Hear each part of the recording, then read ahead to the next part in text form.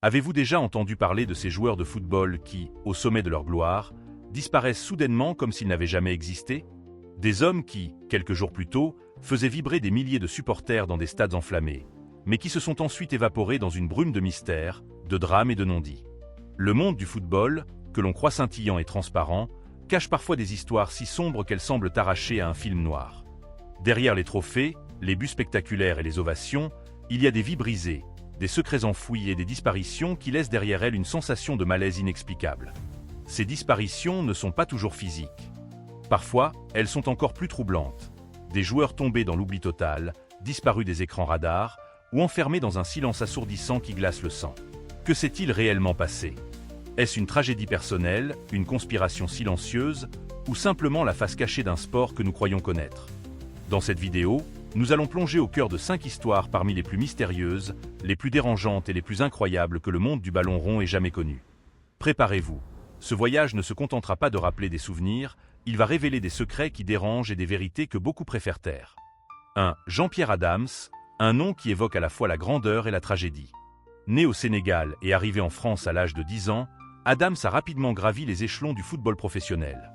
Défenseur central au physique impressionnant et au jeu aérien redoutable, il a marqué les esprits en jouant pour le Nîmes Olympique, l'OGC Nice, puis le Paris Saint-Germain. Aux côtés de Marius Trésor, il formait la fameuse Garde Noire, une charnière défensive redoutée dans les années 1970. Pourtant, derrière cette carrière brillante se cache une histoire bouleversante, celle d'un homme qui a disparu pendant 39 longues années sans jamais quitter son lit. En mars 1982, victime d'une blessure au genou, Adams doit subir une opération simple et courante. Mais une erreur médicale irréversible survient. Une anesthésie mal dosée, une équipe hospitalière en grève, et le destin de Jean-Pierre bascule. Il tombe dans un coma profond dont il ne se réveillera jamais. Pendant près de 4 décennies, son corps reste immobile, figé dans le temps, tandis que le monde du football continue de tourner. Sa femme, Bernadette, reste à ses côtés sans faillir, veillant sur lui chaque jour avec une force presque surhumaine. Pour beaucoup, Jean-Pierre Adams n'était pas seulement un joueur disparu des terrains. Il était devenu un symbole tragique, une silhouette fantomatique entre la vie et la mort, jusqu'à son décès en septembre 2021. Son histoire, à la fois glaçante et poignante, questionne la fragilité de la gloire et la face cachée d'un sport où tout peut basculer en un instant. 2. Luciano Rosseconi, surnommé l'Ange Blond, était l'un des visages les plus charismatiques du football italien dans les années 1970. Pilier du milieu de terrain de la Lazio Rome, il a contribué à l'un des titres les plus mémorables du club, le Scudetto de 1974. Avec sa chevelure blonde, son style élégant et sa vision de jeu remarquable, Rosseconi incarnait la nouvelle génération triomphante du calcio italien.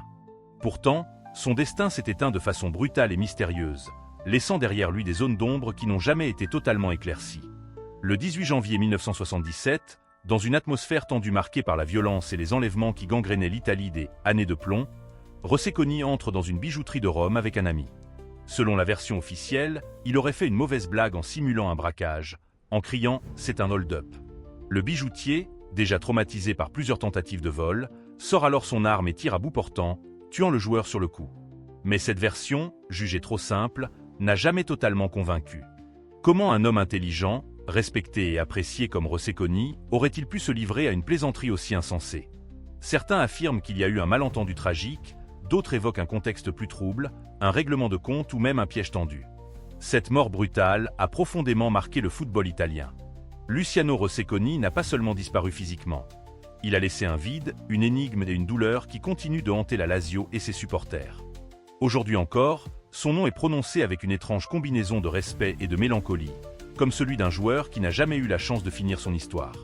3. Luciano Sarti, figure emblématique du football italien, restera à jamais dans la mémoire des tifosi de l'Inter Milan. Gardien légendaire de la célèbre Grande Inter des années 1960, il a remporté 2 Coupes d'Europe, 2 titres de champion d'Italie et une Coupe intercontinentale sous la direction mythique d'Elenio Herrera.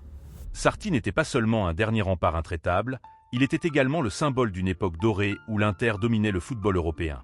Pourtant, après avoir brillé sous les projecteurs, il a connu un silence si prolongé que le public en est venu à se demander s'il était encore en vie. Après sa retraite sportive, Sarti choisit de disparaître des médias et de mener une existence extrêmement discrète. Durant plusieurs années, aucune apparition publique, aucune interview, aucun contact avec l'univers du ballon rond. Cette absence totale alimente des rumeurs folles. Certains affirment qu'il vivait reclus, d'autres prétendaient qu'il était gravement malade ou même décédé. Les supporters, habitués à l'image flamboyante de l'ancien gardien, ne pouvaient pas comprendre un tel retrait volontaire. Était-ce un choix assumé de fuir la célébrité, ou le signe d'une blessure plus profonde, d'un désenchantement vis-à-vis d'un football devenu trop commercial? Ce n'est qu'après des années de rumeurs que Luciano Sarti réapparaît brièvement, confirmant qu'il avait simplement choisi la tranquillité, loin des feux de la rampe. Mais cette longue disparition a marqué les esprits. Elle rappelait que, derrière l'icône, se cache un homme qui, une fois la gloire passée, peut vouloir se soustraire au regard public. Son silence volontaire a transformé Sarti en une figure presque fantomatique, un héros d'antan que l'on croyait perdu, mais qui avait simplement choisi de vivre dans l'ombre. 4. Miodrag Jej, ancien footballeur serbe devenu entraîneur respecté, est un nom bien connu dans le football des Balkans. Durant les années 1980, il évoluait en tant que défenseur talentueux, notamment au Partizan Belgrade, avant de poursuivre une carrière internationale en Turquie, où il a marqué de nombreux supporters par son style de jeu rugueux et sa détermination. Mais c'est en tant qu'entraîneur qu'il a véritablement fait parler de lui, dirigeant plusieurs clubs en Serbie, au Moyen-Orient et en Afrique. Pourtant, une histoire glaçante entoure son nom, une disparition mystérieuse qui a laissé les fans dans un état de stupeur. En 2006, alors qu'il se trouvait en Afrique pour superviser des négociations liées à un poste d'entraîneur, Jej disparaît subitement. Pendant plusieurs jours, aucun contact, aucune information, comme s'il s'était volatilisé. La presse serbe commence alors à spéculer. Enlèvement? Conflit interne? Les rumeurs vont bon train, certains évoquant même des menaces liées à la mafia locale ou à des transactions douteuses. Le silence autour de l'affaire ne fait qu'alimenter le mystère. Finalement, Jej est retrouvé sain et sauf, mais les circonstances exactes de sa disparition n'ont jamais été éclaircies. L'ancien joueur est resté discret sur le sujet, refusant de répondre aux nombreuses questions des journalistes. Cette disparition, bien que temporaire, a marqué un tournant dans l'image publique de Jej. Derrière le technicien dur et respecté se cache un homme ayant traversé des zones d'ombre inquiétantes. Cet épisode reste, encore aujourd'hui, l'un des chapitres les plus sombres et les plus énigmatiques de sa carrière. La vérité, elle, semble s'être perdue quelque part entre les coulisses opaques du football et les tensions d'un monde où tout n'est jamais dit. 5. Gerald Asamoah, figure emblématique du football allemand des années 2000, est un joueur dont la carrière fut marquée à la fois par des exploits impressionnants et par des épisodes mystérieux. Né au Ghana, Asamoah s'installe en Allemagne dans les années 1990 et devient rapidement une star de la Bundesliga, particulièrement sous les couleurs du FC Schalke 04. En 2001, il entre dans l'histoire comme le premier joueur africain à porter le maillot de l'équipe nationale allemande. Son énergie débordante, sa générosité sur le terrain et son charisme en ont fait un chouchou des supporters. Pourtant, au sommet de sa gloire, il connaît une disparition médiatique qui choque tout le monde. Durant plusieurs mois, plus aucune trace du joueur dans les médias ni dans les clubs. La presse allemande commence à spéculer. Problèmes de santé? Burn-out? Conflits internes? En réalité, Asamoah traversait une crise personnelle profonde. Les pressions liées à la célébrité, les attentes démesurées et les critiques parfois racistes de certains milieux l'ont plongé dans un état psychologique fragile. Ce retrait soudain, perçu comme une disparition mystérieuse, a provoqué une vague de rumeurs, allant de fausses accusations à des théories complètement folles sur sa carrière et sa vie privée. Il faudra attendre plusieurs mois pour qu'Asamoah rompe le silence, révélant qu'il avait besoin de se reconstruire, loin des projecteurs. Ce retour fut accueilli avec une immense émotion par les supporters, conscients désormais que derrière le joueur adulé se cachait un homme vulnérable, marqué par les cicatrices de la notoriété. L'épisode de sa disparition reste l'un des chapitres les plus méconnus, mais aussi les plus humains, de sa carrière. Le football est souvent décrit comme un univers de rêve, de gloire et de triomphe. Pourtant, derrière les buts mémorables et les applaudissements, se cachent des histoires profondément humaines, parfois sombres, que l'on préfère ignorer.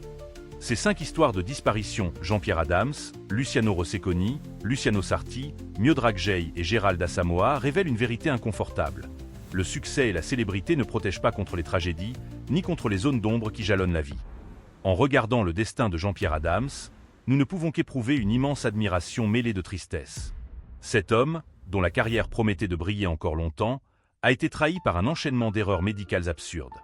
Ce qui choque le plus dans son histoire, ce n'est pas seulement le coma de 39 ans, mais la force incroyable de sa femme, Bernadette, qui a refusé d'abandonner.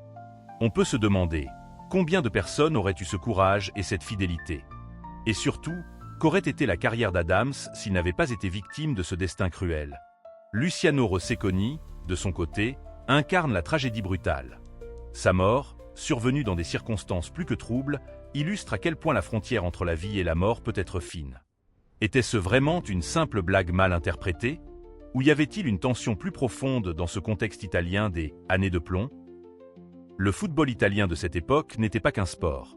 Il reflétait une société déchirée par la violence et la peur. La mort de Rosseconi reste encore aujourd'hui une blessure ouverte, un mystère qui dérange parce qu'il n'a jamais été pleinement expliqué. Avec Luciano Sarti, le mystère prend une autre forme, celle du silence volontaire.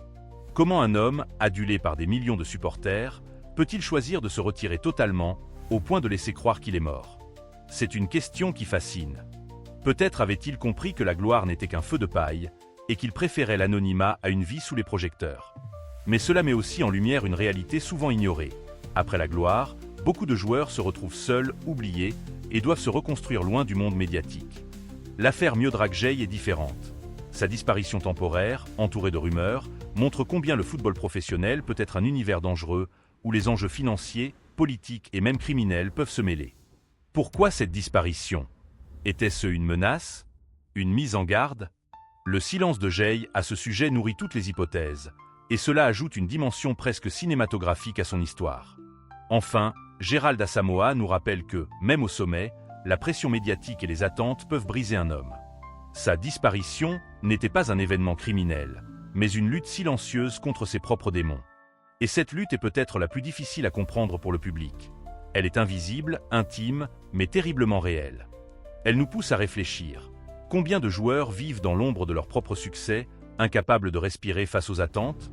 En tant que chaîne, nous croyons qu'il est crucial de raconter ces histoires, non pas pour choquer gratuitement, mais pour rappeler que le football est un miroir de la condition humaine. Ces joueurs ne sont pas seulement des icônes, ce sont des êtres de chair et de sang, confrontés à des drames qui dépassent parfois l'imagination. Ce qui fascine dans leurs histoires, c'est ce mélange de grandeur et de fragilité, cette idée que la gloire peut disparaître en un instant, laissant derrière elle un vide que rien ne peut combler. Et vous, qu'en pensez-vous? Connaissiez-vous ces histoires? Laquelle vous a le plus marqué? Croyez-vous que le public et les médias sont trop durs avec les joueurs? Ou pensez-vous que ces drames sont inévitables dans un univers où la pression est constante? Il y a quelque chose de profondément troublant dans ces histoires. En écoutant les récits de Jean-Pierre Adams, de Luciano Rosseconi, de Luciano Sarti, de Miodrag Gey et de Gérald Asamoah, on a le sentiment de toucher à une vérité que le football moderne tente souvent de masquer. Ce sport, qui nous fait rêver par ses buts incroyables et ses moments d'euphorie collective, possède aussi une face cachée, faite de drames silencieux et de destins brisés. L'histoire de Jean-Pierre Adams reste sans doute la plus poignante. Elle nous rappelle à quel point la gloire peut s'effondrer en un instant. Voir cet homme rester prisonnier d'un coma pendant 39 ans, comme figé dans une autre dimension, est une leçon de vie cruelle. Rien n'est jamais acquis. Son récit continue de marquer la mémoire collective, comme un rappel que le destin n'épargne personne, même les héros.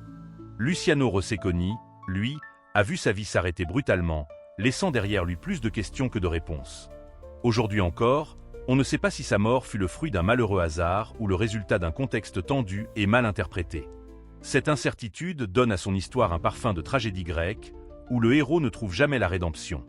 Quant à Luciano Sarti, son retrait volontaire a quelque chose d'intrigant et presque poétique. Il n'est pas mort, mais son silence et sa disparition médiatique nous rappellent que la gloire est éphémère, et que certains choisissent de tourner le dos à un monde qui les a portés au nu. Sa réapparition, bien des années plus tard, fut comme un écho lointain venu d'un passé révolu. Le cas de Miodrag Gey reste entouré d'un halo de mystère. Pourquoi cette disparition soudaine, dans un pays étranger? Était-ce un simple accident, ou le signe de tensions bien plus sombres dans les coulisses du football? Nous ne le saurons probablement jamais. Mais cela suffit à nous rappeler que ce sport n'est pas seulement une question de jeu. Il peut être un univers impitoyable, où la vérité est parfois enterrée à jamais. Enfin, Gérald Asamoah incarne une autre forme de disparition, plus intime, plus psychologique. Son retrait médiatique, motivé par un besoin vital de se retrouver, nous montre que la célébrité peut devenir un fardeau insupportable. Derrière le sourire des joueurs se cachent souvent des cicatrices invisibles, que les projecteurs ne montrent jamais. Ces histoires ne sont pas seulement des récits de football. Ce sont des leçons de vie, des témoignages de résilience, mais aussi de douleur. Elles nous rappellent que, derrière chaque maillot, il y a un être humain, avec ses forces et ses faiblesses. Et, parfois, certains secrets ne devaient jamais être connus, mais maintenant, vous les connaissez.